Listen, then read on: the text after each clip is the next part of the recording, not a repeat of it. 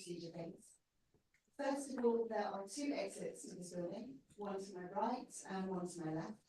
We haven't got any fire alarms planned, so if a fire alarm does go off, it is real, and we also have a first aid on standby if needed. Okay, hopefully not. Secondly, this event is being recorded, so if anyone has any reservations or concerns about that, please let us know either now or after the event. As always, I need to remind you this is an academic institution and we're committed to fostering open dialogue and the change of ideas. Therefore, we expect everyone to engage in the discussion respectfully, even when the topics are challenging or expressing different viewpoints. We want everyone to feel confident to express their views and respect others' rights to do the same. So this means that for you as the audience during the question and answer session, we're going to ask you to keep your questions focused on the academic content as always, and make sure your contributions are constructive and courteous, as I'm sure they will be. The event is delightfully to be co-hosted by the Ibrahim Abu Lughud Institute of International Studies at Birzeit University in Ramallah, Palestine. So we are live streamed and live translated in Arabic, and I would really like to take this moment to welcome our online audience. It's wonderful to have you with us. And then finally, some introductions. First of all, our speaker, Professor Adam Haniye, is a Professor of Political Economy and Global Development at the University of Exeter and a Research Fellow at the Transnational Institute.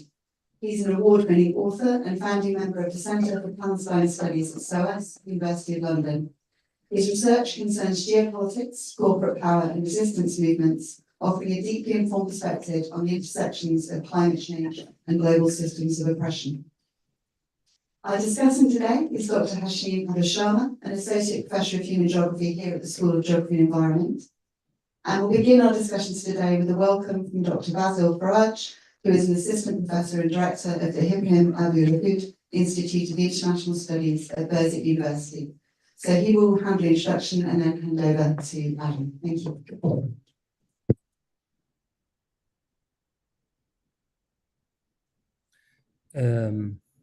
سمعني مرحبا هاشم سمعني هيك سمعيناك. Okay. Good evening everyone. Thanks for the introduction. I'll share just a very brief introduction in Arabic and just to say that we're very glad to participate in this event and to co-host this event, particularly because of Professor Adam Haniye's presence. Specifically during this moment of upheaval where a colonial project is trying to uproot the Palestinian population from its land. So I'll just switch to Arabic quickly. سوري بس خلينا نعطي اعدادات الترجمه عشان ابدا الترجمه انا. Okay, so before that we'll just do the quick information regarding translation. تفضلي ماري. Hello everyone. So at the bottom of the screen, you will find the globe icon. In a bit, it will be enabled in a second. Please click to that and select the language of your choice, English or Arabic. بعد شوي رح نفعل إعدادات الترجمة. بعد لحظة بتشوفوا شكل الكرة الأرضية في أسفل الشاشة. الرجاء النقر عليها باختيار اللغة اللي بتحبوا تسمعوا فيها عربي أو إنجليزي. نفس الإشي بالتحدث لازم نختار نفس القناة. وهي هلأ بدها تتفعل. اوكي شوية اوكي بتخيل هلا جاهز الترجمة صح ماري؟ اوكي طيب سعداء جدا. مساء الخير اولا للجميع. نحن سعداء جدا بهذه الشراكة بين معهد إبراهيم أبو لغد للدراسات الدولية في جامعة بيرزيت وكلية الجغرافيا والبيئة في جامعة أكسفورد، وخاصة أن الفعالية تستضيف الدكتور آدم هنية أستاذ الاقتصاد السياسي والتنمية في جامعة إكستر. نحن سعداء بهذه الفعالية والحوارية لعدة أسباب. أولاً لأهمية موضوع الكتاب الذي سيتم إطلاقه اليوم عبر هذه الحوارية، وكون هذه الدعوة تأتي في وقت خاص جدا ومصيري للقضية الفلسطينية، حيث تأتي ونحن نواجه مشروع استعماري ما زال يسعى للقضاء على الوجود الفلسطيني، ولضرورة وأهمية بناء مشروع مناهض للاستعمار عابر للحدود. وثالثا أننا نستضيف الدكتور آدم هنية، والذي كان من المفترض أن يكون أستاذا زائرا في جامعة بيرزيت قبل ما يقارب 10 أعوام، ولكن سلطات الاحتلال الإسرائيلي منعته من دخول فلسطين، وتم إجباره على العودة إلى لندن بعد احتجازه لساعات في مطار اللد. حاله حال الكثيرين ممن تمنعهم سلطات الاحتلال من زيارة أرضهم وأوطانهم. شكرا مرة أخرى، وسعداء جدا بهذه الفعالية.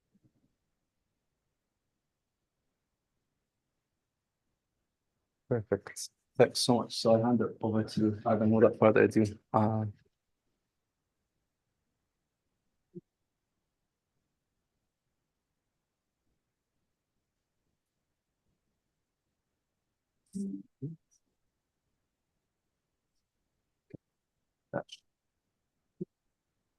Okay, I just want to begin by thanking Hash and Beth and Basil for the kind words. I'll leave that at the start.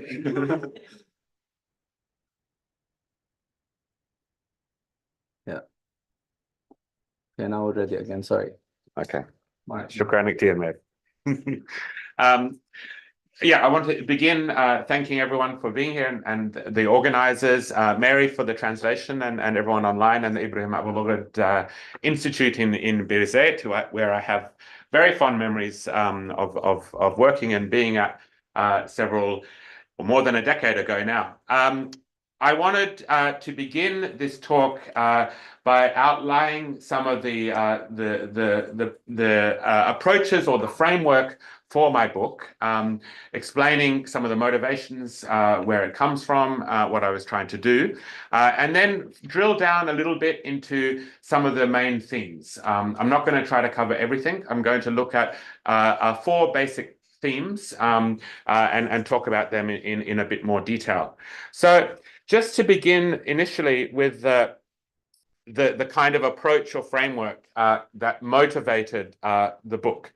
My academic writing up until now has mainly focused on the Middle East and mainly on the Gulf states of the Middle East, the Gulf monarchies, which are obviously major oil producing and gas producing states. And I'm going to speak a little bit about them tonight.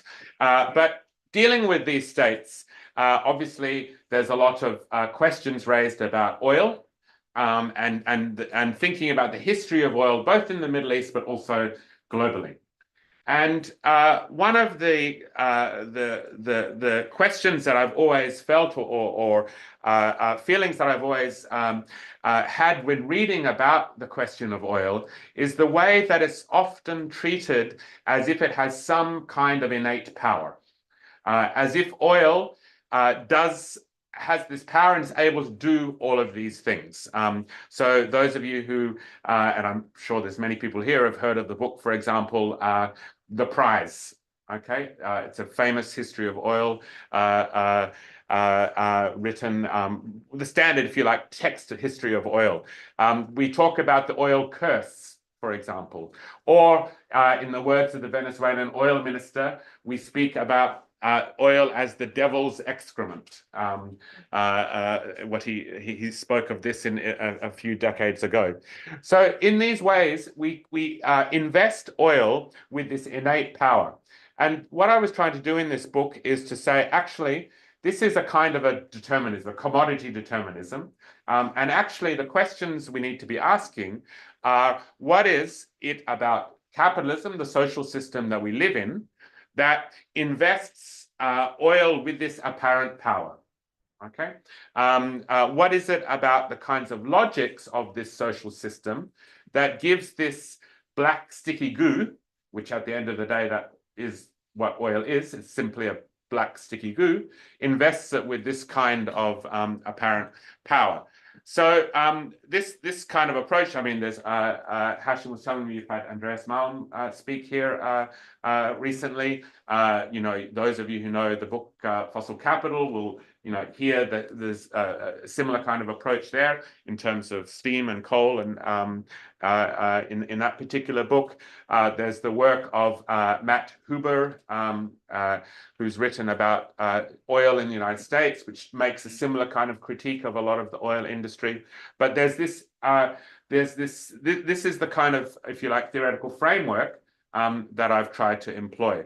So when we are talking about these logics of capital, logics of the social system, I'm talking here about things like endless accumulation, the drive to produce more and more goods, more and more commodities, because that is what makes profit, to speed up the cycles of production and consumption, because again, the more of that can happen, again, the more value or profit that can be made, mechanization, these various kinds of logics that give that kind of, I think, fit with oil's physical or chemical properties and invest it with this apparent power over our lives. So this is, if you like, the motivation for the book and how the book is set up in the initial chapter. Part of telling this story, though, is to try to attend to the ways in which oil was part of the making of the world market, as you can see in the title. So here, there's a lot of emphasis on the United States for very good reasons. Initially, it was the major kind of geography of oil production in the early 20th century, alongside Baku and in Azerbaijan. So the book tries to tell the ways in which oil was connected to the rise of the United States as the dominant global power through the 20th century.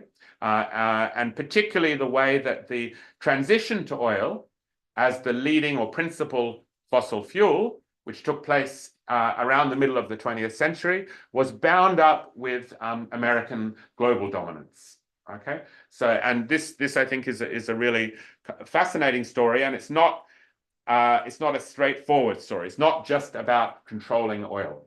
Okay, it's not just about controlling crude oil. There's a lot more bound up to this. A little bit of what I'm going to speak to tonight. So the US is obviously here as a big focus, but I also try to look at the ways that other geographies of oil, in particular the Middle East, plays a big part in this story, and the Gulf, Russia, both during the Soviet period and then post-Soviet period, Latin America, the ways these different geographies kind of help to make the world that we live in today. Okay, so this is the other kind of aim, if you like, of the book. And then, very importantly, within this, I've tried to think about oil not simply as the subterranean crude oil supplies, or the so-called upstream in the language of the oil industry, but actually to think about what oil becomes as it circulates in our lives. What does oil, what is oil turned into after it's refined, after it's turned into various useful products, and it becomes embedded in our daily lives. So to think about, in other words, oil beyond simply a liquid transport fuel. Okay, and a very big part of this, which I'm going to speak to more tonight, is the question of petrochemicals, plastics and petrochemicals, but also food, finance, financial markets, the US dollar, oil wealth and oil circulation plays a really major role in all of these questions. Then the final thing, which I tried to do in this book, and I think, again, this probably speaks to the interests of many people in the room, is how to think about energy transitions in light of this. Because as we all know, we are supposedly living, or hopefully living, a green transition.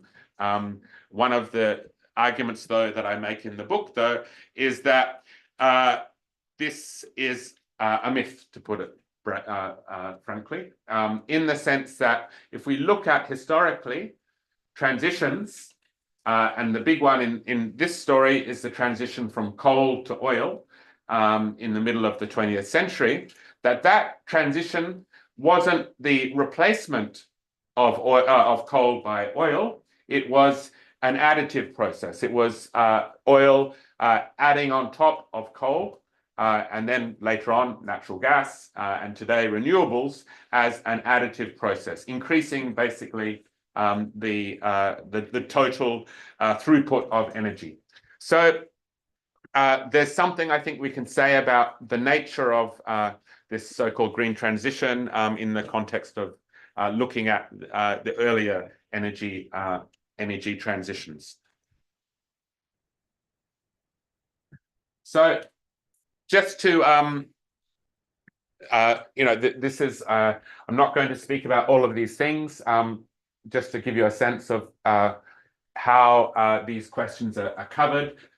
There's a basic narrative arc that begins looking at some of those questions of the oil industry, how it was organized in the United States, the emergence of the Middle East as a really important oil production center through the early 20th century, particularly after World War II, OPEC, the foundation of OPEC and the oil crises of the 70s. There's a specific chapter on petrochemicals, which I'm going to turn to in a second. The questions of finance. There's a couple of chapters also on Russia, both during the time of the Bolshevik Revolution in 1917, and then post the collapse of the Soviet Union through to today. And then the longest chapter of the book around the question of the climate emergency that we face today.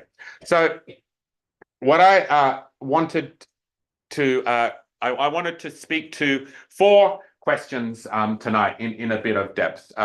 One is this question of petrochemicals.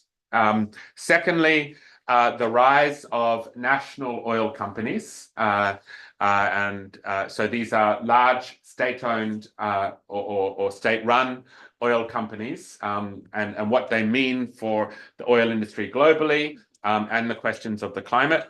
I want to then turn to the question of Palestine and the Middle East. How can we think about oil in relation to the war in Gaza and the events since October 2023? The book was completed before this moment, but there's, I think, a lot that can be said about the current day through this question of oil. And then finally, briefly, I want to touch on kind of bigger politics and climate policy questions. So these are the 4 questions I want to explore in a bit of depth. So the first part is this question of petrochemicals, plastics. Now, one of the as I said earlier, one of the motivations of the book is to think about oil's circulation, what happens as it becomes refined. Because I think too much of writing on oil thinks about it simply in its crude form, simply of what it is in the upstream under the ground, okay? Rather than thinking about how it's transformed, because crude oil is basically useless until it's turned into something of value, something of use. Now, we tend to think of that in the form of transport fuels that we fill up our cars with. However, there's another dimension to this, which I think is really underappreciated or underexplored in the general discussion around fossil fuels and also the questions of climate, and that is petrochemicals. So these are products that are derivatives or produced from oil and gas. Okay, they are essentially plastics is one example, but things such as fertilizers is another example. Artificial rubber, all of these kinds of synthetic products that surround us. Now, if we look in this room today, basically everything that we're wearing, that we're sitting on, that they're using as the surfaces and materials around us are derivatives of petroleum in some way. Okay, these are synthetic products made from oil and also gas. Now, the reason why I think it's so important to emphasize this transition, okay, this move towards what I've called a synthetic world, is that this wasn't always the case for much of human history. We relied on naturally occurring products, natural fertilizers, natural rubber, wood, and so forth. The moment of the 20th century when we see the emergence of this proliferation of products that are derived from petroleum was really central to the coal to oil transition. Okay, why is that the case? It was because oil was and oil companies were no longer simply producing fuels. They were basically producing the material substance of everyday life, the material substance of all commodity production. Okay, and what this did was it turned crude oil and the refining process. It enabled oil companies to use essentially a waste product in the production, in the refining process, to turn that waste product into these petrochemicals that today surround us all. Okay, plastics and all of these other kinds of things. So this transition not only made oil ubiquitous, not only embedded oil in everything that we do, it also really accentuated the power of the oil industry, okay? Because the oil industry was imbricated in everything, okay? Not simply in terms of the production of a fuel. I think this turn is really important to emphasize because it tells us something about the power of oil in our lives, or the apparent power of oil, given what I've said. But it also made oil invisible, okay, in the sense that most of us don't think about this question of the materiality of our daily lives as being products of petroleum. Okay, we think about oil simply as a fuel, not in this material sense. So one of the things I try to tease out in the book is how do we live this invisibility? How do we make oil, if you like, visible through examining this and thinking about these downstream products? I think this is particularly important because it reframes the problem of plastics, which we all, everyone here knows about.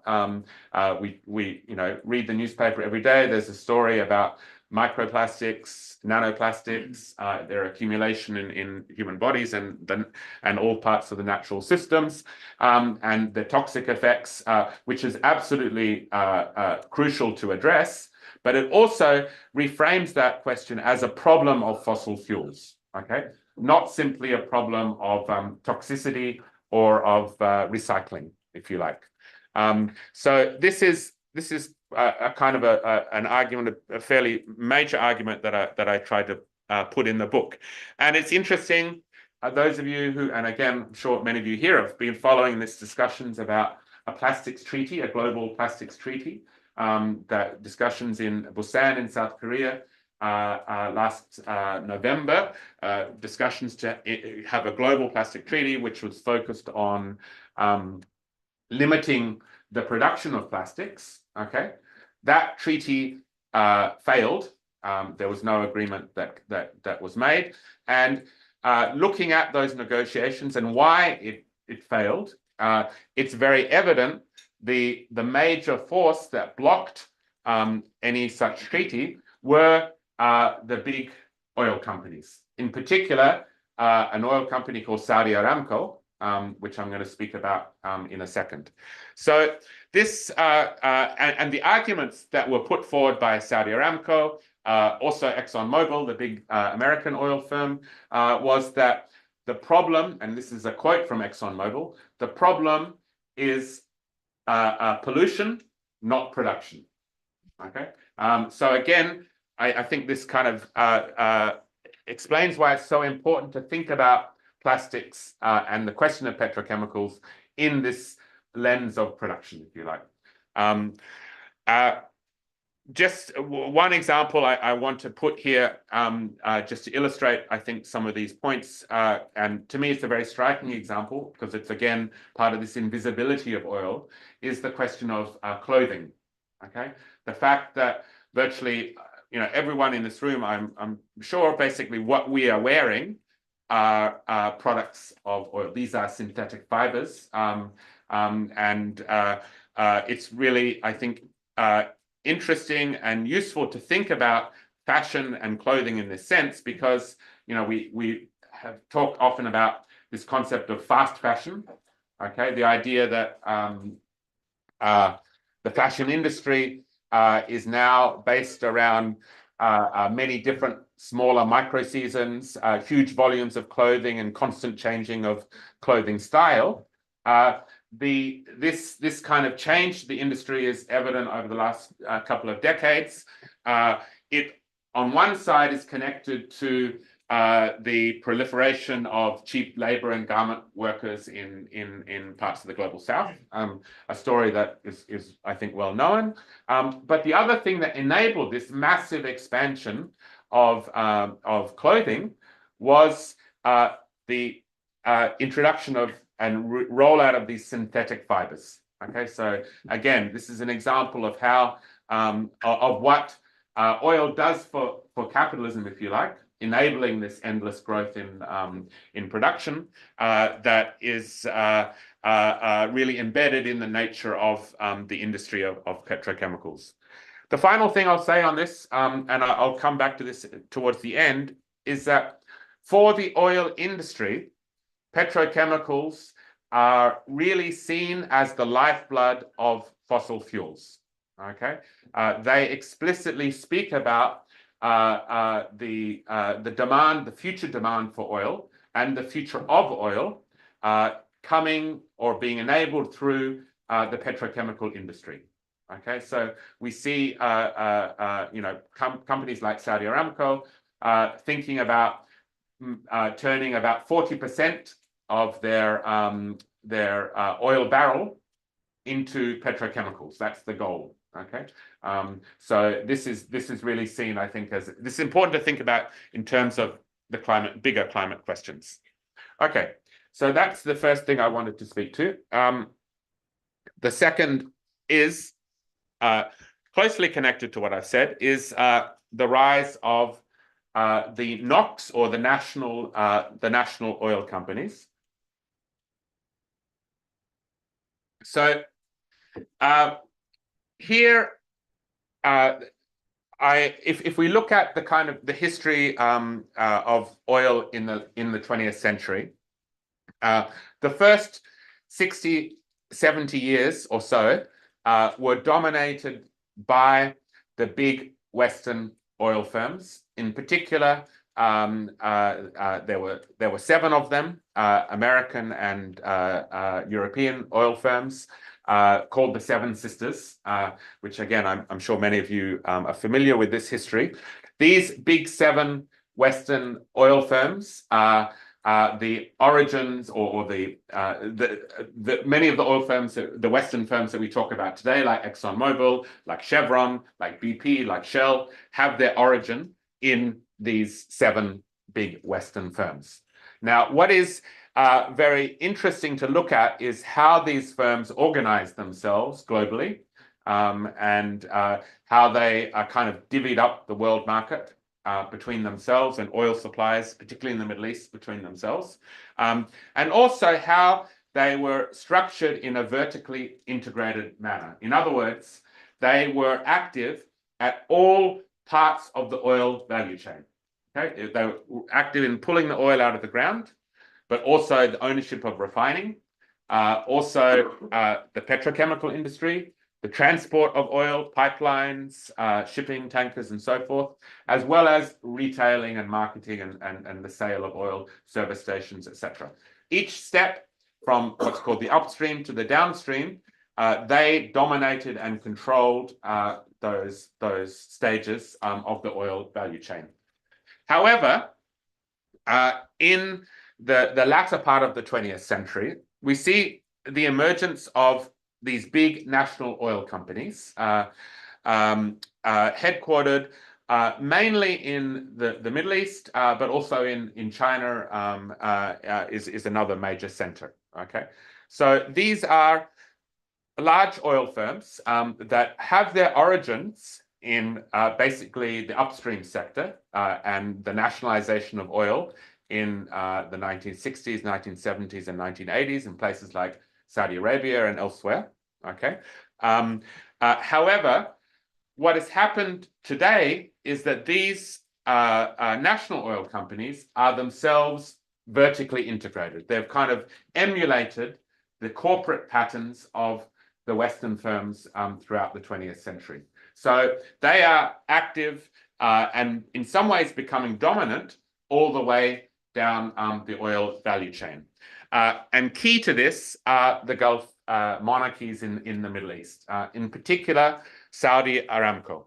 Okay, Saudi Aramco has its origins in actually 4 American oil firms that basically owned or ran the Saudi oil industry from the first part of the 20th century. Okay, that oil was then later nationalized through the 60s, 70s, and 80s. Saudi Aramco is today run by the Saudi state, the Saudi government. However, it is by far the biggest oil firm in the world. Okay, Saudi Aramco's profits from last year exceeded the combined profits of ExxonMobil, BP, Chevron, Shell, and Total Energies. Those big 5 Western firms. If you add up their profits, Saudi Aramco's surpassed that combined total last year, and also I believe the year before. It's a huge firm. Okay, by far the biggest oil exporter and producing company, and critically, it's also active all the way downstream. Okay, so the 3rd biggest petrochemical company in the world is now owned by Saudi Aramco. Okay, the 2nd biggest synthetic rubber company in the world, which used to be a German company, is now owned by Saudi Aramco. Okay, so you see this kind of downstream process here that I think is really important to highlight. Now, this is not what I'm saying is not to say, and please don't misinterpret me here. I'm not saying that ExxonMobil or Shell or BP are not critical and important actors. Okay, they remain extremely important, particularly in terms of the question of climate, the historic debt owed by Western states to people in the global South around fossil fuels. However, what we see in the last 2 decades is a kind of fragmentation of the oil industry between 2 components. On one side, a North American and West European bloc, where the American and European firms like ExxonMobil are really predominant. Okay, and then on the other side, we see what I call in the book an East-East hydrocarbon axis that links the Middle East and China, East Asia. Okay, as the other kind of major corridor or major block in the world oil industry. So this, I think, is an important thing to think about. It raises a whole set of questions about climate strategy and other things, which I'm going to speak about as towards the end. So just to look at this, so this is, I think, a really interesting table here. This is looking at major oil consumers globally. From 2000 up until 2023. This is their share of crude oil imports. Okay, the percentage of the global oil imports imported by these particular countries. You can see in the year 2000, about 50% of world oil went to the US and Europe, Western Europe. Today, that has completely transformed. We see a huge increase in China's consumption of oil imports, now a fifth of the world's oil trade.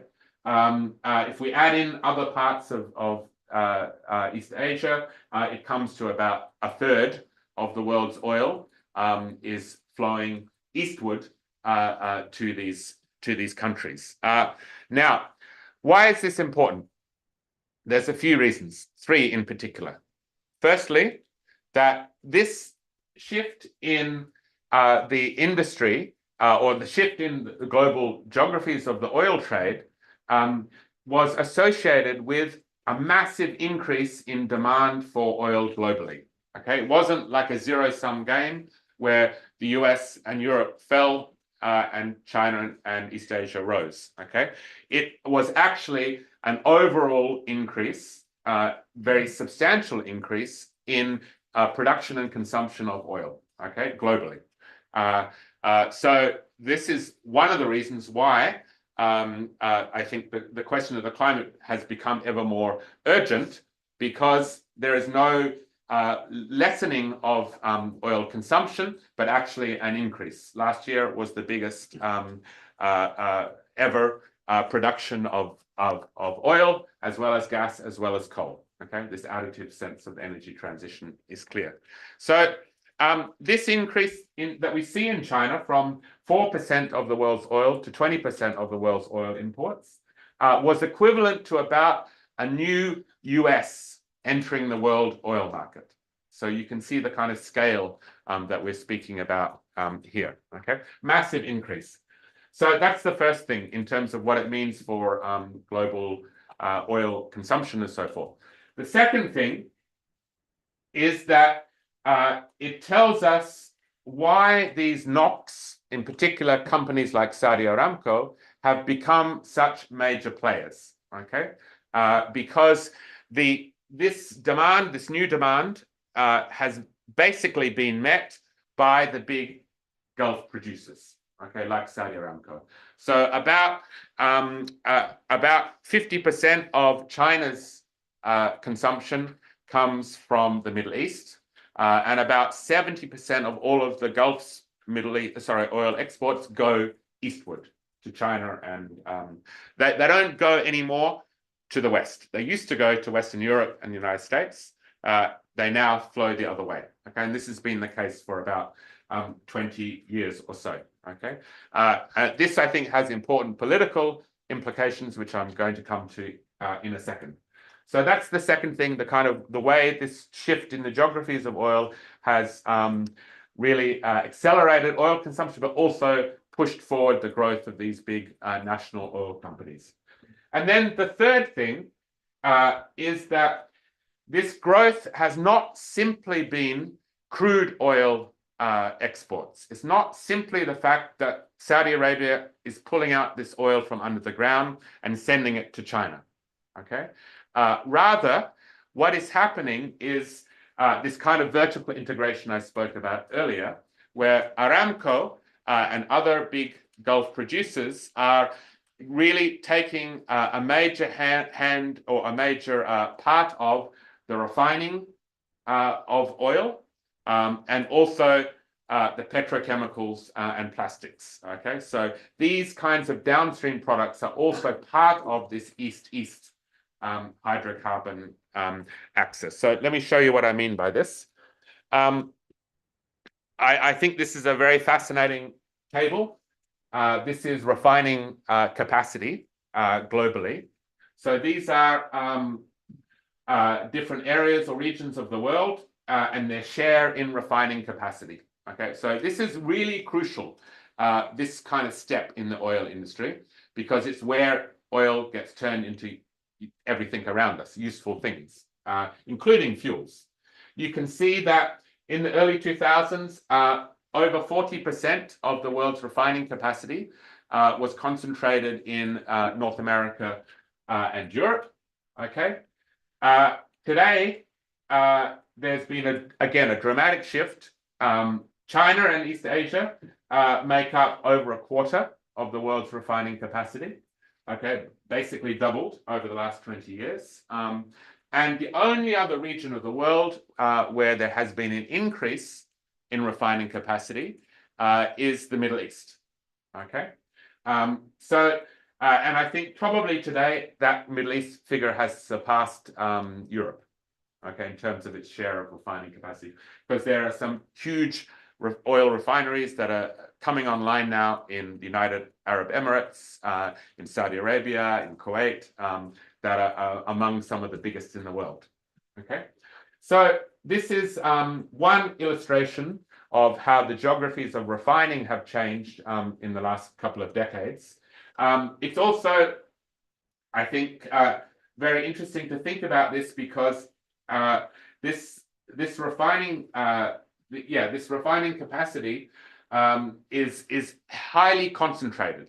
There are only about 10 to 15 companies globally that control about half of the world's refinery. All right, it's very tightly concentrated.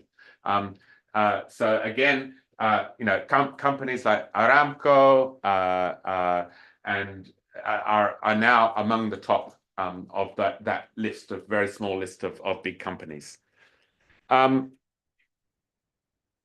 Looking again to come back again to the questions of plastics, these are the two most important polymers of ethylene and propylene.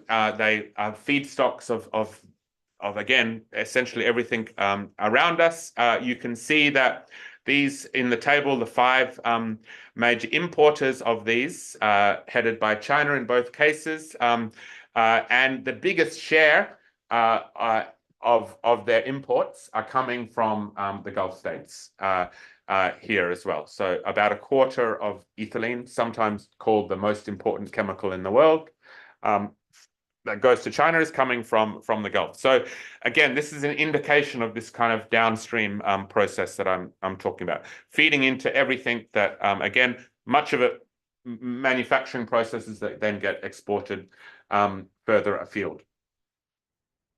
To give some more color to this, which I think is again very interesting, this is some of the big petrochemical firms that are located in these countries, in China and East Asia. The Chinese ones, for example, these are privately owned Chinese firms, okay, Rongsheng and so forth. They are among the biggest petrochemical producers in the world. What is interesting about these private Chinese firms is that they are jointly owned, or there is significant proportion of Middle East and Gulf in particular investment in the ownership of these firms. Okay, so we're talking here not again about just the export of crude oil, but actually cross-border capital flows that really embed these two regions quite closely together and see, and it goes in the opposite direction too. Okay, where you see this kind of coming together around hydrocarbons in these chemicals. So South Korea, for example, S-Oil is the biggest, third biggest refining company in South Korea. It's building currently the biggest petrochemical refiner, in South Korea. Okay, so it's a major company. It's a subsidiary of Saudi Aramco. Okay, so we need to think about the ways that these Gulf NOx are actually embedded inside production circuits in East Asia. Okay, not simply as exporters of crude oil.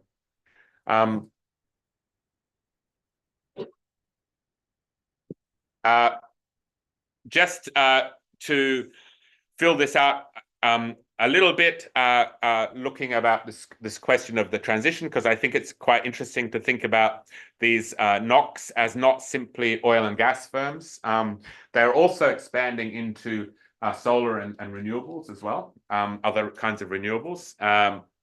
The Saudi oil minister speaks of the triple win, okay, in this respect. Now, what does he mean by this? This was, he said this in an interview a couple of years ago, and he was asked about the expansion of the interest of Saudi Arabia and the other Gulf states in renewable technologies, because they have set quite ambitious targets in terms of electrification and the use of renewables. Saudi Arabia's target for electrification is about 50% of electricity in the country being produced by renewables by, I think, 2030, if I remember it correctly. It's more ambitious than the EU in terms of this kind of pace, and other Gulf states the same.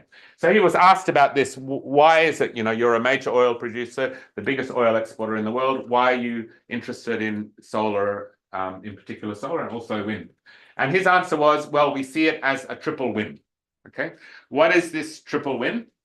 The first win is that it allows these countries to shift their electricity production away from oil and gas, which is the main ways that they produce electricity at the moment, towards a cheaper alternative, which is solar in particular, and thereby cheapening the cost of electricity. And this is really crucial for a country like Saudi Arabia for exactly what we've just spoken about, the expansion of industry, particularly the petrochemical industry, which is a major electricity consumer, as well as air conditioning and domestic uses. So that's the first win. We can cheapen the cost of our electricity, which is projected to really expand dramatically in the next period. The second win is that these states are able to say, we are meeting our targets. Okay, don't blame us as being, these recalcitrant fossil fuel dinosaurs. We are meeting electrification. We're moving into these things. This picture here is the biggest single-site solar plant in the world. It's in Abu Dhabi, in the UAE. Look, we're taking this green transition seriously. Okay, that's the second win. The third win, though, which is the most important and the most revealing, is that this is explicitly conceived about freeing up more oil and gas for export, okay? Because they don't have to use it at home. They want to export more, and the plans and the projections are to ramp up massively both oil and particularly gas in the coming 3 to 5 years. Okay, so they really do see this as a way to kind of, this is the third win. Okay, there's also interesting kind of linkages with the oil industry in the Gulf. It's basically the big national oil firms that are owning and running a lot of these renewable projects. So it's not in contradiction or in tension with this fossil-based energy system or energy production. There's also, interestingly, some close linkages with China and East Asia in a lot of these projects, such as this one that I've shown here, okay, where you see this kind of east-east connections, not simply in terms of fossil fuels, but also renewables, okay? Okay, so time to slowly wrap up, or relatively quickly wrap up. So I just want to talk about, bring this to the third point, which is the question of Palestine and the Middle East, because I think the kinds of processes and changing geographies of the oil industry that I've spoken about today really give us a window into understanding American policy in the Middle East, and particularly Gaza, okay, and the unstinting US support for Israel that we've seen over the last 18 months or so, okay? Why do I say that? Because I think when we're trying to understand that relationship between the United States and Israel, it is not a question of a lobby, an Israel lobby, making American policy. the relationship is actually the other way around. And it stems from the crucial part or the crucial role of the Middle East in the world oil industry, okay, from the early 20th century onwards. If we look historically about this relationship, US-Israel relationship, which first emerged after the 1967 war in a big way, we see the ways in which American policy viewed Israel as, if you like, one of its key allies in this really important region, okay, the Middle East, for all of the questions that I've spoken about, okay. So this connection with Israel, the US-Israel relationship, is fundamental to American global power, okay, and this is something I talk about in the book, both in relation to Israel, but also, very importantly, in relation to the Saudi-US relationship as well. Okay, we think about American interests, American power in the region since the Second World War. There have been two major pillars. One has been the Saudi monarchy, the Saudi kingdom. The second has been Israel. Okay, these are the two kind of arms of American foreign policy in the region. Even after, and especially after, the nationalization of oil in the Gulf. Okay, I'm not speaking, so this is not about like American control of the Gulf's oil, but it is about keeping this crucial part of the world energy system within an American orbit, if you like, within an American framework. It's bound up, as I've said, to the strength of the American dollar, or the emergence of the American dollar as the primary international reserve currency.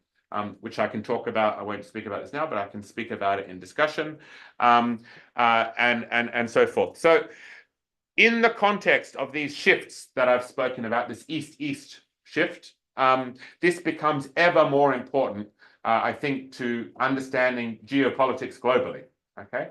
And it is very clear that what the United States has been pushing, not just today, but for the last more than 2 decades, is a normalization between Israel and the Gulf states. It wants to bring together these two pillars within a single kind of bloc, economic, political, diplomatic bloc that is united under American interests, under American hegemony. This way, the US is able to reassert its primacy in the region, which has been slipping for all the reasons that I've been speaking about. Okay. Now, I think it's very clear that this is the case. I mean, you can see it in the Abraham Accords. You can see it way back in the Oslo Accords. This kind of push to normalization. Abraham Accords was an agreement signed in 2020, which normalized relationships between the UAE, United Arab Emirates, and Israel, and Bahrain and Israel, and also Sudan and Morocco at that time. Now, the big question is, when is Saudi Arabia going to agree to this? Okay, and I think it's clear this is, I think, the overall strategy coming from the United States. And the Saudi monarchy, I would say, is basically on board with this kind of normalization. There just has to be some kind of political settlement for it to happen. Okay, so I think this is, I really do think it's important we think about Palestine through this lens of the regional scale. Okay, and the importance of the region to the global political economy, not simply through the lens of what's going on in the West Bank and Gaza, or individual Israeli leaders, and definitely not through the lens of a lobby that allegedly and falsely is used to describe or try to understand American and broader Western policy in the region. Okay, the final thing I want to do, just to bring it back to some of the climate policy questions, is just to go back to that point that I made earlier about energy transitions as being additive and not replacing of one energy source or the other. This is a very striking graph, I think, which a colleague of mine produced recently, and I think it shows a lot. You can see in the 1950s, this mid-20th century transition to oil as the leading fossil fuel, huge expansion in oil, which is the orange color there. But at the same time, coal continues to increase. It wasn't a replacement. It was last year more coal consumed than ever before in history. And then gas in the 1990s also becoming a really significant component of fossil fuel as well. And I should note, by the way, that the Gulf producers that I spoke about are really highlighting gas as the kind of next frontier of energy production. Okay, it's not just Qatar, which is one of the big or the biggest LNG exporter. Okay, it's also Saudi Arabia, it's also the UAE are really moving heavily into gas as well as oil. The final point I should make, and again, this is just, we can talk about this more in discussion, is that thinking about these changing geographies of the oil industry, I think tells us something about the direction or the character of climate policy making, in particular the COP processes. As we know, COP 28 was held in Dubai. It was presided over by the president of the Abu Dhabi National Oil Company, ADNOC, one of the biggest oil companies in the world. We can see in COP29 the outsized role of not just the Gulf NOCs, but also in Azerbaijan, where another kind of oil-rich state, where it was convened. And I think it's important to think about this in terms of policymaking, because these oil states have a direct seat at the table of policymaking. Okay, we all know that ExxonMobil and BP and Shell, they lobby. They support politicians. They make arguments and make a narrative about what needs to be done around the climate, etc. We know this, and it's really important to kind of unpack that. But these particular NOCs, they do all of that too, but they also are there in the room through their states when policy is written. Okay, and I think it's important we think about this as people concerned about the climate strategically. How do we talk about climate justice in ways that can take seriously the role of these national oil companies without ever letting off the hook ExxonMobil and these other Western firms, but seeing them basically as part of the same problem, if you like.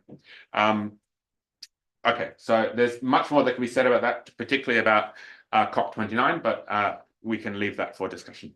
Thank you.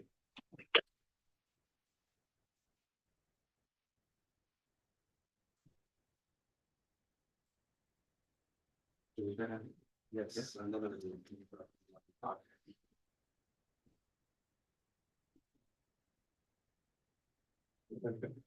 Thanks so much, Adam, for the presentation, and I also want to thank you for the book, which I have marked, I think, to the point of distinction with the reading marks. I really encourage everyone to order the book and read it. It is very thoroughly researched and beautifully written, so I highly recommend it. So just on the point of Palestine, I'm thinking about, I think I want to link it to the thread around colonialism and imperialism that runs throughout the book, and thinking about these concessions of land that enable capitalist accumulation. I think the earliest one being the Barco concessions, which were 1.5 million acres of land at the Venezuela-Colombia border. So where does land, what are the interlinks, I guess, between colonialism, oil extraction and refining, and the question of land?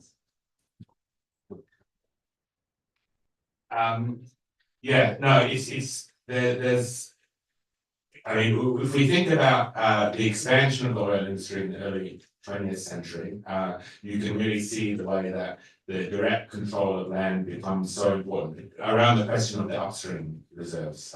At this stage, in the early 20th century, all of this downstream stuff, the refining and these other industries and all the transport networks were completely controlled by the Seven Sisters in particular. But the crude supplies outside of the US and outside of actually Baku in Azerbaijan, which was another major oil producing area, were located elsewhere around the world. Okay, like Venezuela, like Colombia, like the Middle East, and these countries obviously weren't part of the US or part of the, so the control of both land and territory as well as the governments was really key to the ability to extract that oil and to extract it not just for the purpose of pulling out as much as possible. In many cases, it was actually about not extracting the oil, which is very interesting, because the problem that was facing these big oil companies was a problem of overproduction. Okay? They had divided the market between themselves, and there was too much oil on the world market. So they were interested in actually restricting the production of oil, not producing more. It goes through cycles, but this problem of overproduction was a perennial one in the oil industry. So they carved up these areas. They had control of the governments. They paid these governments royalties and rents for the access to the oil. But in many cases, it was actually about just making sure the oil stayed in the ground. So there was a very close link between colonial control as well and the kind of the ways that the oil industry worked. And this was all the Baku concession you talk about. There's the ways these processes were racialized as well.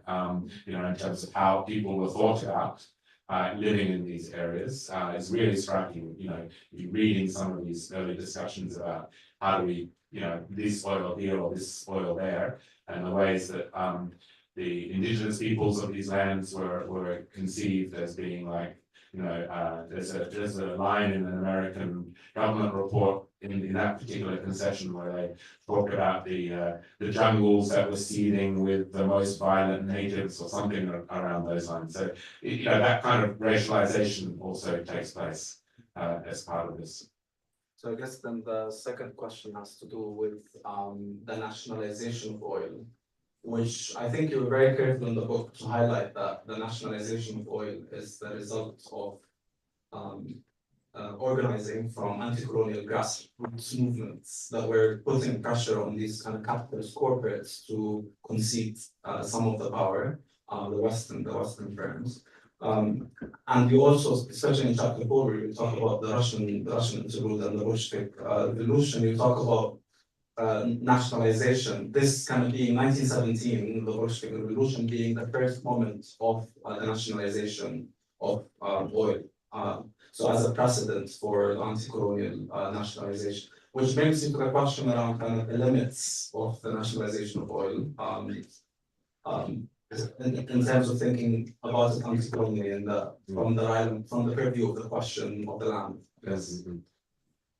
Yeah, so there's 2 points I'd make here. One is that kind of 1917 or 1918 when the oil was nationalized by the new Bolshevik government was it's funny reading kind of the histories of oil and these kinds of things. That moment is often kind of excluded, and people, if you ask most people not who think about these things, people often say, well, Mexico was the first place in the world that nationalized oil, which is not true.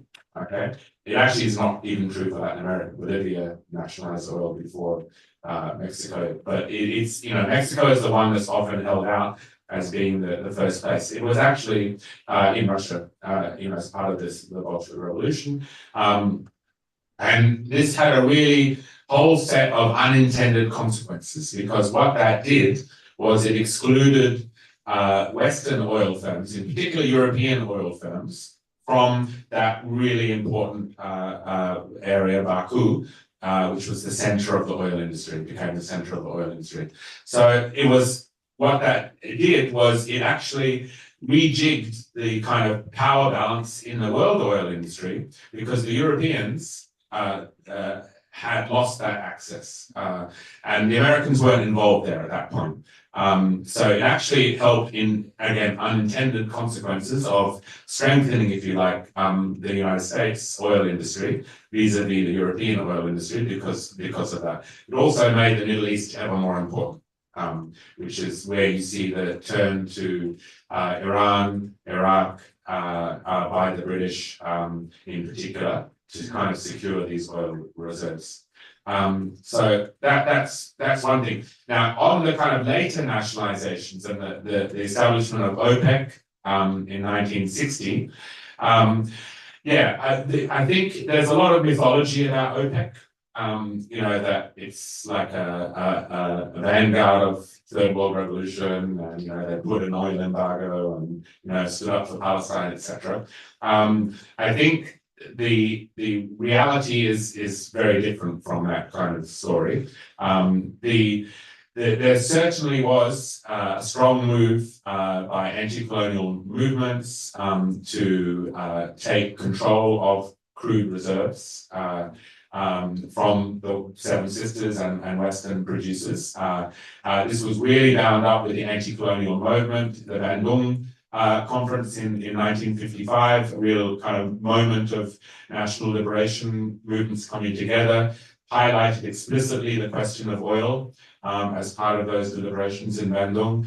However, I think a lot of this kind of push towards like reclaiming sovereignty or claiming the national resources came not simply from the producing countries, but from places around them. Okay, so again, we look at the Middle East. You know, it was the anti-colonial movements in places like Egypt and Lebanon and Palestine, and the kind of Arab nationalist movements that were also talking about oil as a resource for the people of the region, not simply for the monarchies in Saudi Arabia and elsewhere. So there's a tension already here at this moment between the kind of Arab nationalist anti-colonial struggles in the wider region, and then these kind of really autocratic monarchs that sit actually where the oil is, and who are essentially kept in power through the United States. Okay, this is where the US relationship with the Gulf emerges in the post-war moment. The US basically says to Saudi Arabia and other Gulf monarchs, as the British leave, the US says, we will guarantee your rule as, you know, the monarchy in Saudi Arabia and elsewhere, as long as you remain within our orbit. Okay, we'll protect you from any kind of revolutionary movements, either in neighboring countries or elsewhere. Okay, so this kind of connection with the United States it goes to that moment, this post-war moment, and it meant that places like Saudi Arabia could nationalize their oil, and they did nationalize it, but they were still part of the kind of American circle of power, if you like, in the region. So the point I'm trying to make is that thinking about colonialism and anti-colonialism, not simply in an individual country that has oil, but in the wider regional context is really important. But I think the same can be said about Latin America too. Hashim, sorry to interrupt. Using the intentions of how that anti-colonial organizing around the nationalization of oil played out. Even in the Gulf monarchies, there were rifts within the families of certain stance of the monarchies that actually wanted to genuinely nationalize oil, which was really interesting to read. So just a final question on the petrochemical revolution, which I found that chapter really interesting to read, especially in the ways in which it discussed, the petrochemical revolution enabling this kind of proliferation of commodities that depend on oil as the source, And then you discuss also the mass consumption societies that emerged after the Second World War, including here in the UK, as being enabled by that petrochemical revolution. At some point, you also discuss the intricate or intimate relationship between the Nazi and fascist state apparatuses and these petrochemical industries. And thinking from our current historical conjuncture, where we see this convergence between the corporates and the US government, which the liberal media kind of discusses as an anomaly, the book made me think of it as a continuity of some sort. So I was just wondering if you see any difference in that convergence between the corporates and the US government in the current moment and that earlier kind of more continuous convergence.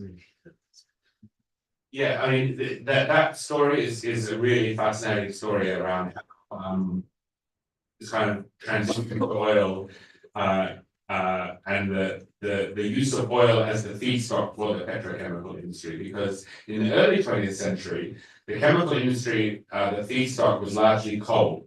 Okay, and the center of that chemical industry, this is way before we see everything that we have around us today. The center of that global industry was Germany.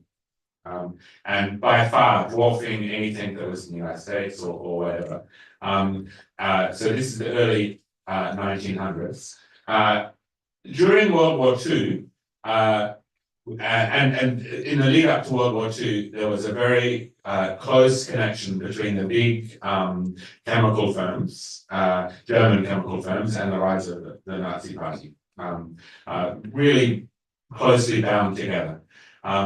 With the defeat of Germany in World War II, the United States essentially moved in. It actually drafted chemical industry executives as members of the US Army.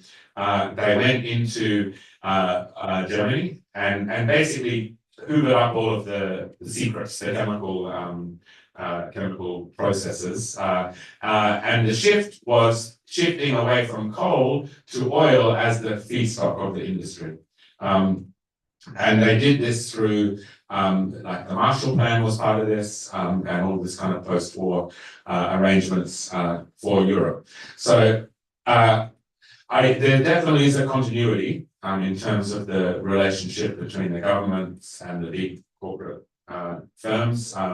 This was again all the way back in the 1920s, the First World War. You see, as oil becomes ever more closely bound up with the military and war making, oil firms really have a very close relationship in terms of determining oil policy in the United States, and also the infrastructures of oil that get built by the government for the use of these oil companies, and then later get sold to oil companies on a kind of cheap basis, like pipelines and like petrochemical plants after the war. So yeah, I think this connection between the corporate and the state is permanent. It's long been there.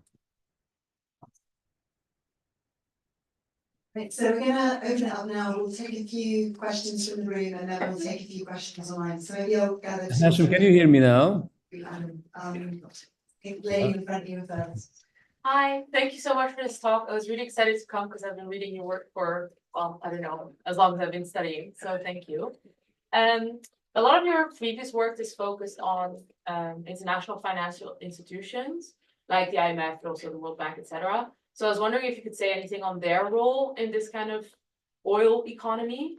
And then second question, this is kind of painting a really grim picture for the future in terms of how big these, I don't know if you can call them oil giants are. And yeah, I was just wondering, like, how do you think we can try to see some kind of hope, or where are things that we can change something for the better? Or do you even think that's possible? Gentleman here. Thank you very much for the presentation and congratulations on the book as well. So my question is about something that you didn't specifically speak to during the lecture, but I'm really interested because of the scope of your work. If throughout the process there was at any point a reassessment of this big thesis from Timothy Mitchell in Carbon Democracy about such resources and their links to resistance. So if you reassess the capacity of oil as a system of production, and it's, you know, the process of creating resistance and specifically labor resistance. Maybe one more from the back then. Yeah. Thank you so much. I really enjoyed the session. First thing that I want to talk about is not a question, it's kind of a comment, and I also want to hear like your perception about this. It's about how we can understand the current wars happening in Africa, in Sudan, in Congo, from the lens of controlling resources, especially when we are talking about mining companies rather than oil companies. The second question is about the relocation of people in Gaza that have been literally hearing the news to Jordan and to Egypt. Do you think that it could also be a hidden agenda or something that the oil sources in the Gulf of Gaza in the Mediterranean Sea, do you think that could be also an agenda to extract the oil from that region of Gaza? Okay, great. Yes, that's great. Thank you. They're really great questions. And there's a lot, so I'll try to kind of touch on everything. So on the first questions about the International Financial Institution, yeah, they've been really key to this whole story. You can see this in terms of the kinds of the ways that they were bound up with the policies that enabled kind of privatization and opening up of a lot of the oil industry in parts of Africa, for example, particularly West Africa in the 1980s, 1990s, and 2000s. Because I talk about this in the book. West Africa and the broader African continent actually becomes really important to the Western oil industry after nationalization of oil in the Middle East and Latin America, because it becomes one of the few places of the world where these Western firms have access to upstream oil reserves. So that, and it happens in partnership with governments, dictatorial governments, but you know that's really, those reserves become very important. Nigeria, Equatorial Guinea, and so forth. So the other role of the IFIs is subsidizing the fossil fuel industry more generally. And we're talking here about, there was an IMF study that came out a few months ago. I think I can't remember the exact figure. I think it was something like $9 trillion or something. That they were saying were like government subsidies and you know, the World Bank and IMF and other kinds of organizations that are actually subsidizing the oil and other kinds of fossil fuel production. Okay, so this is way in excess of any money that's going to, you know, climate mitigation or anything like that.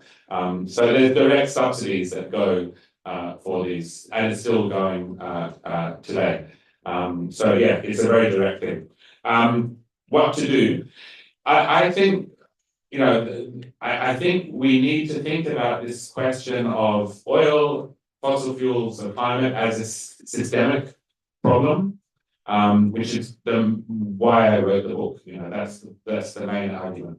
You know, we need to think about it systemically and not simply as a problem of lobbying or a problem of the oil companies. Oil companies are a manifestation of the problem, but they are not the cause of the problem. So I think if you take it from that systemic perspective, then we can see the ways in which other kinds of struggles, systemic struggles, are connected also to the question of the climate. And there's many examples of this, whether it be, you know, kind of manifestations of imperialism in parts of the world, whether it be what happens to indigenous populations, how we live our what urban spaces look like, and access to public transport. All of these things are climate questions. They're not simply the question of that little thing or that particular thing. So, to take it to the question of Palestine, I think we need to see Palestine as a climate issue, not just because of ecocide and the destruction of Gaza and, pollution and, all of the things that we hear and know. It's also because it's central to the way that the global oil industry emerged in the 20th century, and it's going to be central to what happens to oil in the coming period. So thinking about it in that climate sense, I think is really, it's a sense of hope, I think, because we're not fighting one battle, if you like, they're actually connected. Tim Mitchell, So for those who are not aware, Timothy Mitchell wrote a really fantastic book called Carbon Democracy. It was a really groundbreaking book for what it did in terms of centering the ways that this coal to oil transition that I spoke about was wrapped up in kinds of forms of governance and governance and democracy and the emergence of kind of liberal democracy through the 20th century. One of the arguments he makes is that that moving from coal to oil as the principal fossil fuel allowed governments in the United States and in Western Europe to kind of defang the militant coal miners and unions, which were a core of labor activism through the 20th century, because you basically shifted energy away from these the possible effects of these unions to elsewhere around the world. I think there's definitely that particular argument. There's definitely truth to it in the sense that it is certainly something that has affected the kind of militancy of unions in the UK and elsewhere. But I think the problem with it is that if we go to somewhere like Iran, for example, which became a very important part of the British kind of oil industry through BP. BP was founded as the Anglo-Persian Oil Company, and it was set up explicitly or promoted by Churchill to have access to oil to kind of change the fleet, the Navy fleet away from coal to oil in the British Navy. But Iranian oil was controlled by the British up until the 50s, basically. But what this kind of misses, this narrative, is that there was a lot of militant activity that took place and anti-colonial struggles that took place in Iran, for example, or in Iraq, even in Saudi Arabia and elsewhere, or Venezuela, all around the world. So it's not like these became like passive sites of energy production. They actually generated their own forms of protest and rebellion, if you like. So that's how I would address it. But it's a really important book and should definitely be read. It was inspiration for a lot of what I spoke about. And this point I raised earlier about the kind of scarcity versus overproduction, he has an excellent discussion of this question in that book too.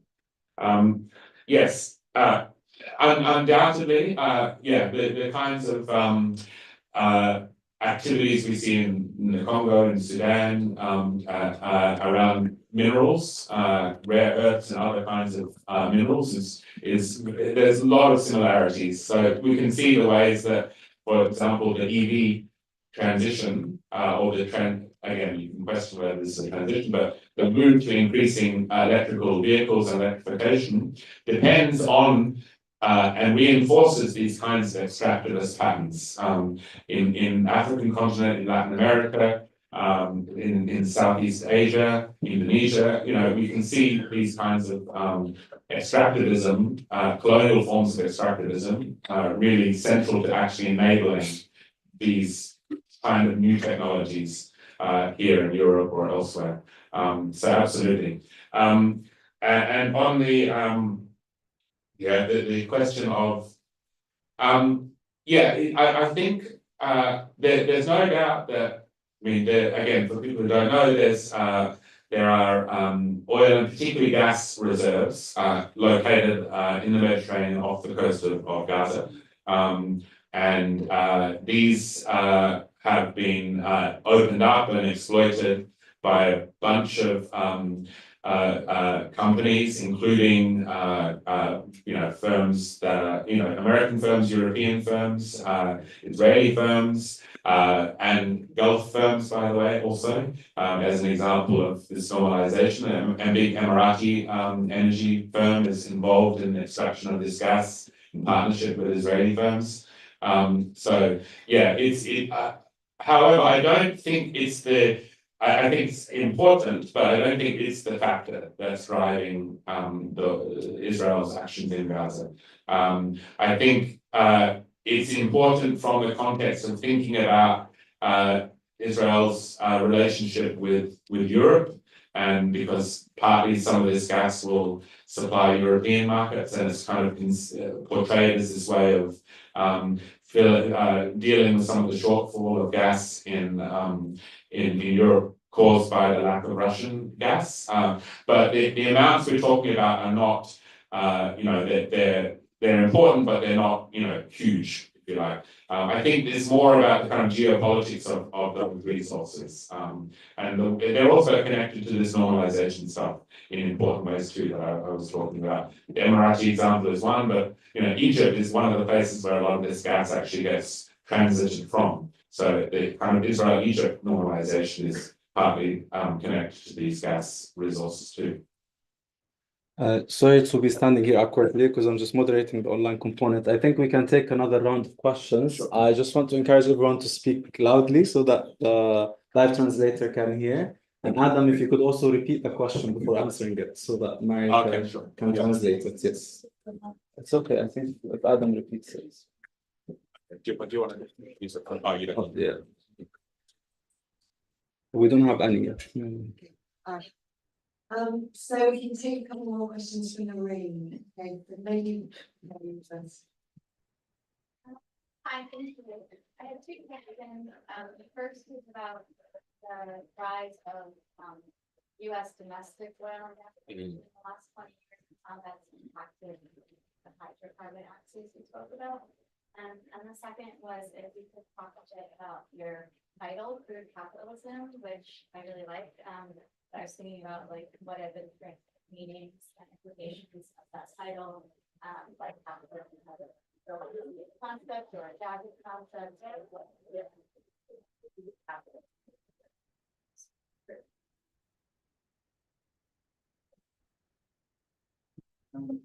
You mentioned the kind of swing towards or the rising power of the NOx in comparison to the kind of the 20th century power of the Seven Sisters.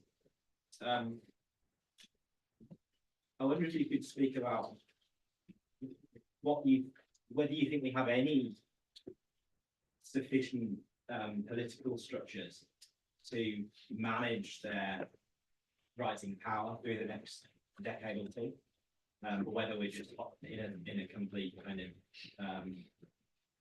state of no mechanism to manage them.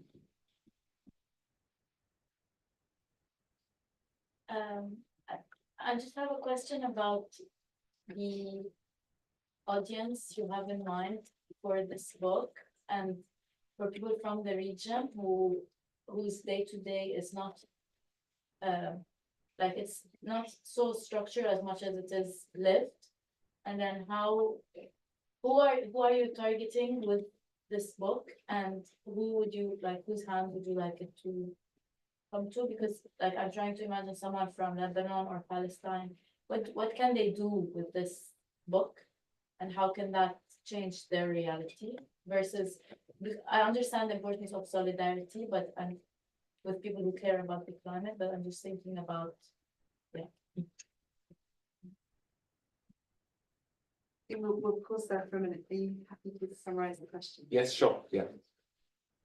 Okay, so the first question was about the rise of US domestic production through the last 20 years or so. And yeah, how to think about that rise. Very important question because, as I think I might have mentioned, the United States is today the largest oil producer in the world. Okay? It's not Saudi Arabia, it's not Russia, it's the United States. And the reason that took place is basically because of the expansion of two reasons. One is expansion of shale and unconventional oil production, which took place in the last 10 to 20 years. And then the second reason is the expansion of offshore deep sea, ultra deep sea drilling for oil. So it's really, hugely expanded the American production of oil. Now, this is very important, and it's related to the kind of process that I summarized in one of those tables. This shift in the first couple of decades of the early 2000s to a major demand for oil coming from China and East Asia. Because one of the things this did was it was connected to a huge increase in the price of oil. That lasted initially up until the global financial crisis, 2008, 2009. That's it peaked then, and then it dropped with that crisis, although not as much as you would expect, and quickly actually turned back around up until about 2014 or so, and then there was another dip, and today it's hovering around $75 a barrel or something like that. So this rise in the price of oil was associated, not simply caused, it wasn't just caused by, but the big increase in global demand for oil was closely connected to the rise in that price. And what that price rise did was that it incentivized or made possible the production of shale and unconventional oil, which is more expensive to produce. So this suddenly became profitable, and that enabled the big American production to increase. It wasn't just the US, it was also Canada, which was very importantly connected to the United States oil market. So you have certain grades of oil produced from the so-called tar sands in Canada that then get exported to be refined in the United States. So this kind of North American block is also cross-border in how it works. So yeah, this is the reason why, if you like, we saw this expansion.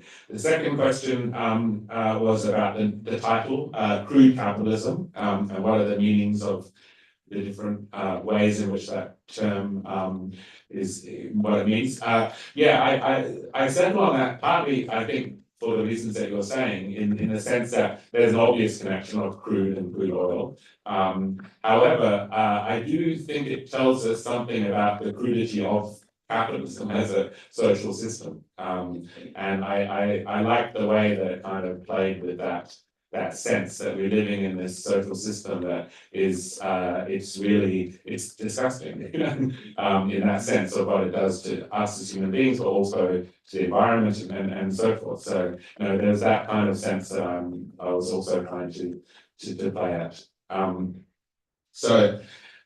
then a question about the political strategies around the rise of the NOx, and do we have the structures to deal with these national oil companies? So yeah, that's a really important question. I don't want to say that I have the answers to that. I think there's a lot of kind of thinking about this that is happening and needs to happen about how to confront these firms. First thing I would say though is that even though they're owned or run by states in the Gulf and elsewhere, they are global firms. They're active everywhere. In fact, the biggest refiner, I mean the refinery plant, not the biggest company operating refining capacity, but the biggest refining plant in the US is actually Saudi owned. It's not American owned. So, you know, they're here with us as well. They're not just something that's over there. So that's one thing I think, but trying to think about them as, like I said, again, a part of the problem and not some kind of like, you know, minor big player, because you really see it in the climate policy stuff, the way that they are really setting the trend and the tone of a lot of climate policy. So, and of course, they're not just oil companies or oil states, they're also in everything. They're in football teams here in the UK and elsewhere. They're in land, they're in, you know, so we encounter them again everywhere. So I think there's probably strategic ways that that ubiquity could be harnessed as well. So yeah.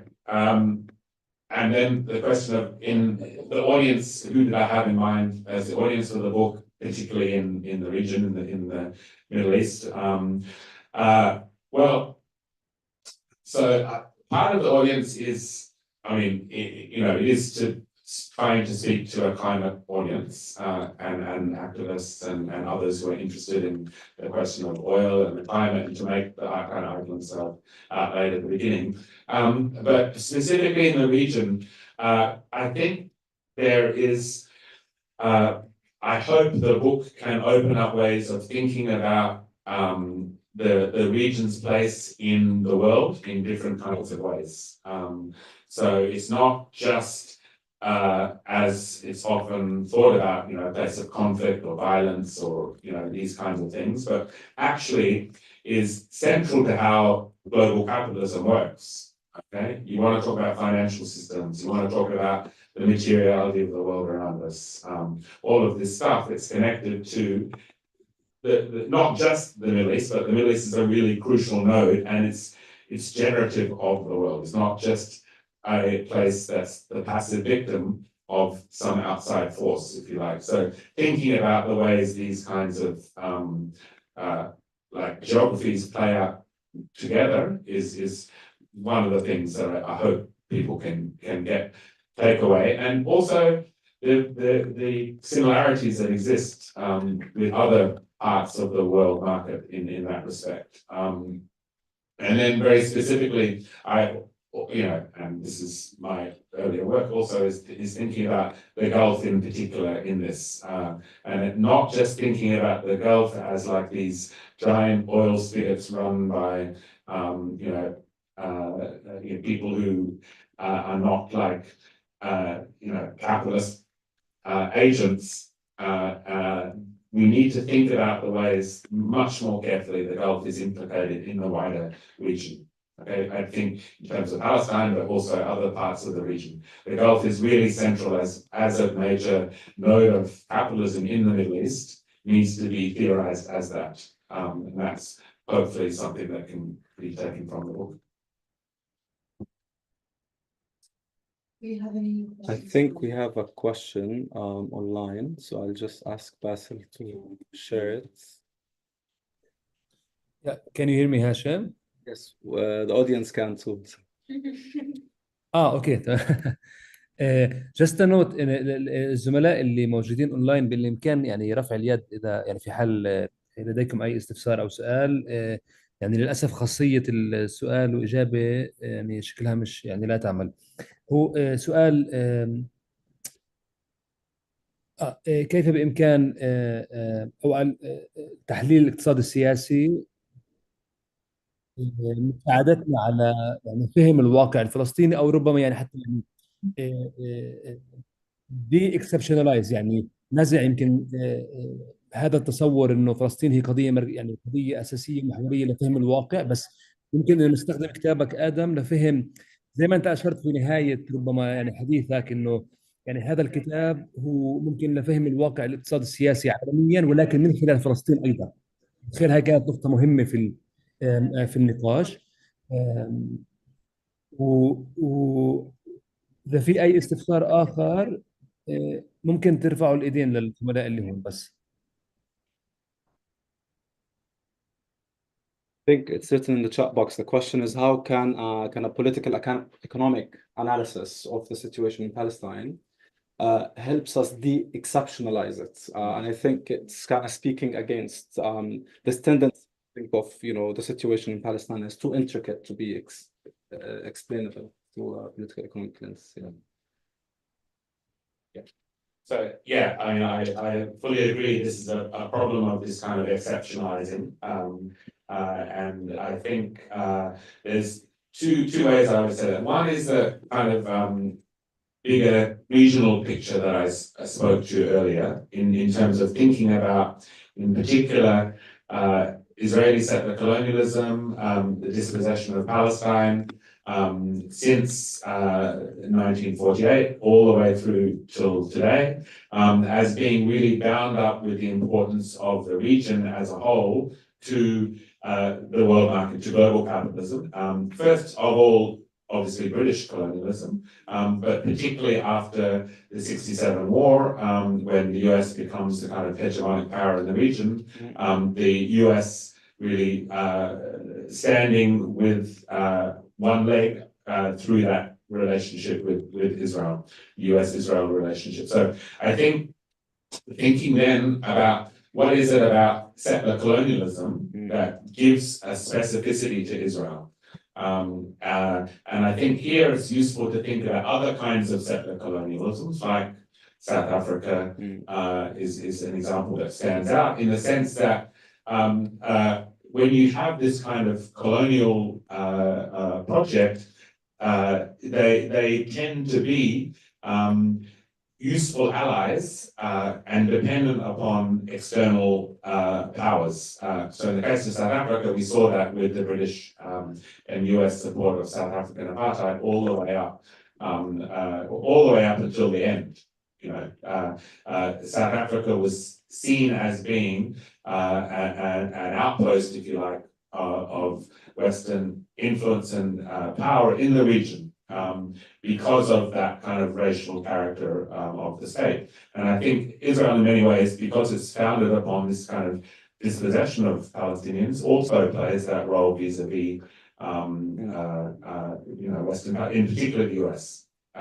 So that's one thing, I think, thinking about these, it's not an exceptional process, it's not to do with a lobby or anything like that. Then internally, specifically around the kind of political economy questions, I think, that this is beyond the topic of the book or of the tonight, but thinking about the ways that the Israeli kind of occupation, particularly of the West Bank, I think is important here, and the kinds of changes that have taken place through the Oslo years and occupation, what kind of social forces this has generated, its connection to the Palestinian Authority, and the emergence of the PA as being like a really important part of enabling that normalization process to take place.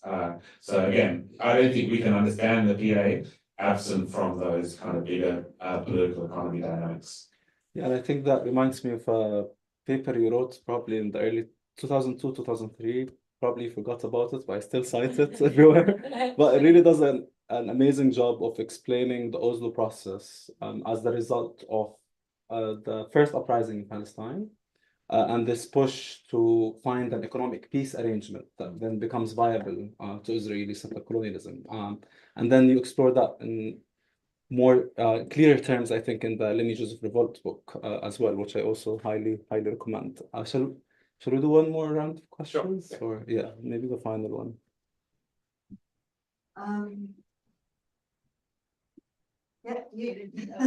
Hi, so thank you so much for everything you shared about.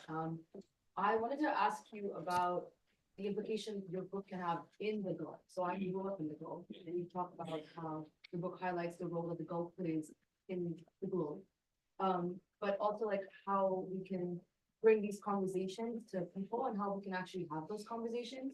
I mean, I'm pretty sure you know about like the political situation there and how much freedom of speech is allowed to immigrants like myself, and how we actually cannot really say a lot of offensive state against government. So how do we actually like have these critical conversations in the Middle East where there's like such cultural like hegemony. So thank you very much. I think I have two main questions. One is whether you looked at Gazprom and I guess the impact in like Ukraine and Russia conflict in regards to all of this. And then the second one is also in terms of it being an additive process instead of just a transition. If you look at all of like the context of like maybe a small island and transition off of fossil fuels, what it would mean in that sense, like, you know, wouldn't it just be positive in that sense, or is it still additive for small islands kind of transition to renewable? One final question at the front. Within like the geography department here, there's the Environmental Change Institute, and one of the big climate solutions that is often kind of promoted by lecturers is carbon capture and storage as the savior of climate change. And I was really interested in your book. You really kind of break that down and talk about how oil companies are kind of driving that push for carbon capture and storage. So I was just hoping you could speak a bit about that. Okay, so the first question was about how does the book speak to people living in the Gulf, and how might it be possible to organize around this and other issues in the Gulf. So yes, as you know better than anyone here probably, it's very difficult. It's very repressive kind of political environment, not just about the Gulf or about oil or about ruling families or anything. It's also about Palestine as well. It's becoming almost impossible in some places to speak openly in solidarity with Palestine in the Gulf, in the UAE, for example. So that is certainly the reality.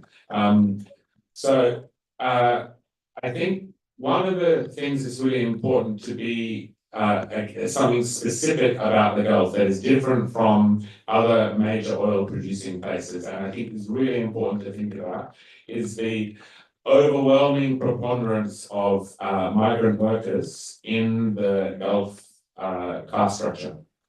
That, you know, more than 50% of the labor force in all of the 6 Gulf monarchies are made up of migrant workers who have no a viable route of becoming citizens. Okay, they are basically open to deportation at any moment if they get involved in any kind of political activity or strikes. I mean, labor organizing is banned for these migrant workers.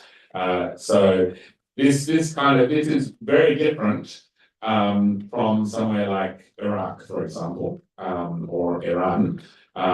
Or you know, in the sense that there you have had historically militant trade union, labor movements, mobilizing very important political actors in those countries. It's much more difficult in the Gulf because of this particular structure, and this is partly why this structure exists, and it's partly why the connection between the US and Saudi Arabia is so important, partly related to this particular structure. So what can we say about given that? I think partly it's being aware that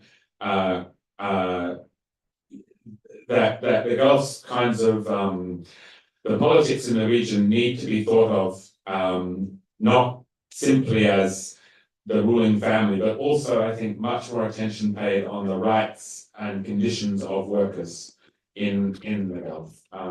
Now that's easier said than done, but I do think it's a thing that's something that needs to be talked about much more by citizens of the Gulf, and also ways of trying to organize migrants in the Gulf too. Maybe not in the place where they live, but the places that they come from, whether that be India or Bangladesh or Pakistan, also, you know, that these kinds of there are possibilities that are there and historical examples of trying to organize it around these kinds of things. So yeah. So the next question was about Gazprom and Russia and the Ukraine. So I talked a little bit about this stuff. I talked mostly actually in relation to Rosneft, the big Russian oil company. Gazprom is mainly gas, also has oil, but Rosneft is kind of the state-owned NOC, if you like, in the Russian context. Like where does it, how it came about and stuff. I think in the case of Ukraine, I mean, certainly there's been attempts to kind of cut Russian energy exports to the EU, including oil. I think though what has happened is that a lot of that oil is actually Russian oil is getting exported to third countries and getting either refined in those third countries or mixed up with other kinds of oil and then getting exported by those third countries into Europe. So the two countries that stand out in this respect are India and Turkey. Okay, and I've seen graphs of like the India exports to the European Union from oil, and they've really gone up dramatically in the last year or so. So again, it shows why it's important to think about oil and also gas in their whole kind of downstream circuit, and not simply as a crude product in the sense that they have to be refined. And once that refining takes place, you can blend it and mix it. If you control that refinery process and you also control the ships in which they get shipped, transported, then it is possible. You need to follow that whole kind of value chain. So yeah. And then there was a second question about small islands and the possibility of trying to transition to renewables in small island contexts as it being not necessarily an additive, but more of a positive process. Yeah, I mean, look, I think it's true, this kind of, transition. I mean, what I'm saying is not at all speaking against solar or wind or these kinds of renewable. Obviously, they need to be the center of any kind of rational energy policy. I guess the question I would have though in the context of the small island is that is it possible to solve the predicament of a small island without a global change, given the impact of climate change on small islands? So yeah, certainly. Again, it's a systemic global question. I'm not saying that we don't do anything until we tackle those big systemic global questions, but I think being cognizant of those in the background is really key to thinking about that transition. And then the question about the carbon capture and storage, CCS. Yeah, this is in the last chapter of the book. I talk about this. It's so basically the idea is that for those of you who haven't heard about this, it's you capture carbon dioxide and you store it, and that way you prevent the kind of you prevent emissions, basically, put it simply. So this technique was first pioneered actually by oil companies in the 70s, and the reason they were so enthusiastic about this was they used the captured carbon dioxide to inject it into depleting reservoirs to increase the extraction of hard to get oil, basically. So it was a technique that was used to increase oil production rather than reduce it. And it is why this is one part of why the oil industry is, I think, so enthusiastic about carbon capture, and many of the big companies that are doing these carbon capture plants are actually oil companies. And it is being used for this injection purpose still today. That's, I think, quite clear from looking at what other projects that are out there and what's happening. So that's one side. The second side of it, though, is there's enormous subsidies now available for this kind, and this is happening in the UK, you know, as part of the Labour Party strategy around carbon capture, I think, it's a subsidy, a sort of subsidy for oil firms to capture that. The problem is that this technology is not really, I mean, it's expensive and it's not really proven at scale. So to put the hope on this as the way to address the climate emergency, I think is a sure road to a bad end, basically. Again, I'm not saying that in a different kind of world, it might not, and it probably would have to be some kind of a technological way of addressing emissions and the climate crisis. But in this particular social system, I don't think it's the one that's going to solve it. We are going to have to bring things to a close. They're already over time. A huge thank you to our speaker for a fantastic talk and fantastic response to questions. To Hashem, La'Astad, to our co-hosts online in Palestine, and to all of you for a fantastic evening session. Thank you. Thanks to you. I think I'll just share the poster for the upcoming events to remind you of them. Yeah. Week 5, we've got next week we've got an open discussion on culture and arts as modes of organizing, and then week 6 we have an event on Sudan, Palestine, and Syria. Week 7, a film screening, Foragers, with the film producer Jumana Manna, who's going to join us in person here. And then the last week we have another book launch with Nasr Abu Rahma, who's coming from the US. So please join us for that. Sorry, week 5 event, ميري يعطيكم العافية. everyone's welcome to come and Okay. She's working with okay.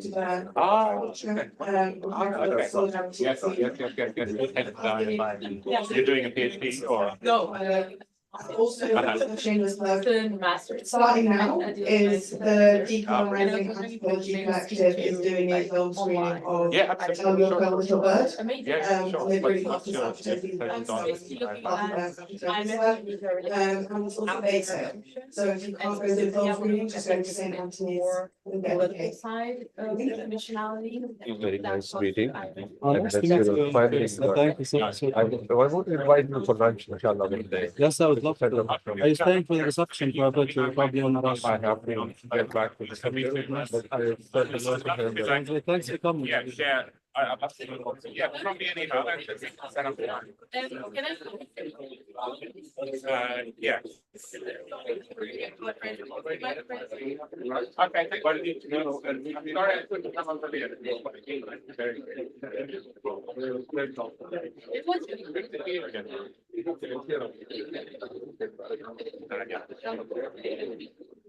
Yeah.